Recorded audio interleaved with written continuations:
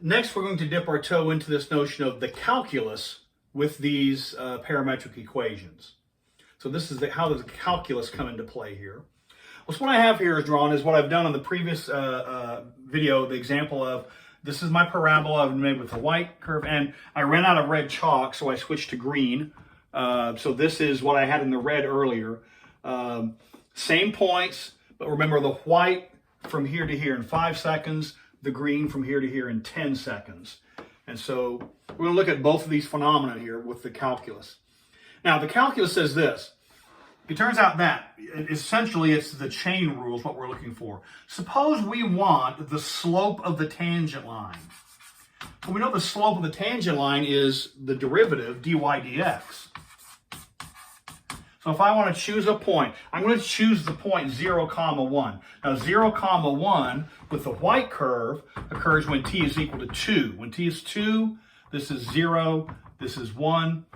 And on the green curve, the point 0, 1 occurs when t is 4. This is, right, this 4 squared is 14 over 4, 16 over 4 is 4, about 0, 4, 4 is 1. So yes, so when t is 4, we have 0, 1 in the green. We have t equals 2, gives 0, 1 on the white curve. So we're going to take a look at each of these phenomena here. But the slope of the tangent line says this. The slope is dy dx.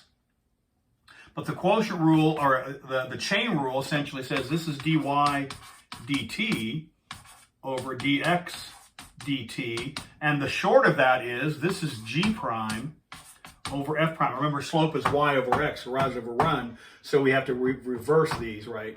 It's dy, right? So g in the numerator, f in denominator. And so that gives us the slope of the tangent line. This will be, since these are functions of t, this will be a function of t. Now the requirement is both f and g are continuous and differentiable. No holes, no jumps, no vertical asymptotes, and the individual functions themselves need to be differentiable. They need to have no cusps. Also, the requirement is f prime may not equal 0. F prime may not equal 0 in this construct. That would make this undefined. So, in this particular case, so let's just do the computation. So in case number 1, we have slope is g prime over f prime, and g prime, remember this is g and this is f. The derivative of t over 2 is 1/2. The derivative of f prime is 2t. We can write that as 1 over 4t. All right? If you simplify the complex fraction. All right? Now, in the green scenario, this is scenario number 2, slope is given by g prime over f prime. What is that? Well, g prime here is 1/4 over f prime. This is 1/4 t squared. So this is 2 t to the first over 4. This is t over 2. And I think if we simplify that, we get 1/4 times 2 over t. We get 1 over 2t. All right? So what does that tell us? Well, let's look at this point, 0, 1. Now, 0, 1 on the white curve occurs when t is 2. So at that point, so if I choose to evaluate m, evaluate that, if we evaluate that at t equals 2, that's 1 over 8. That would be the slope of this line. But here, this occurs when t is 4. So we evaluate this at 4. Well, once again, 1 over 8. What that tells us is it's the same slope. So it doesn't matter which set of equations you generate. At any particular point, the tangent line is the same, and the slope of the tangent line is the same. So it doesn't matter which set of equations generates the points. If all we're talking about is the geometric value of the slope of that line, it's going to give us the same result no matter which way we go. All right? What this tells us is rise 1, run 8.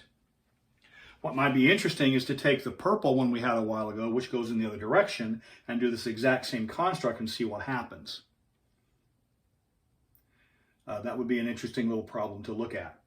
So the calculus, but that's the long of it. The short of it is this: to find the derivative, dy dx, that's g prime over f prime. It's the chain rule, the derivative of y value over the derivative of x value. So think of these as being the differentials, derivative of y over derivative of x. Now, the second derivative is a little more challenging. The second derivative would have to do with the concavity of this curve. The second derivative is a little bit more dicey. Fortunately for our work, we're not going to do anything with it this semester. You'll visit this in more detail in Calc 3. But the second derivative is this. It is the derivative with respect to t of the answer we just got.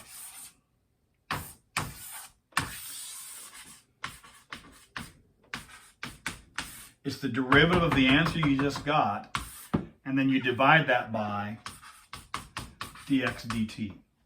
It is not obvious, but that's what happens when you do this process and apply the rules that are required to make that computation happen. It can be shown that the second derivative is not simply, it is not, and that's the key. The second derivative is not. It is not simply second derivative divided by second derivative. The second derivative is the derivative of the first function with respect to t, or with respect to x and t. So the derivative of the first function is this, and dx dt, this is the second derivative. If you needed for some reason the third derivative, it would be the derivative of all this divided again by dx dt. Now, for our purposes this semester, this is not going to come into play, but this derivative is going to come into play, and we'll see that happening as we go into the polar coordinates.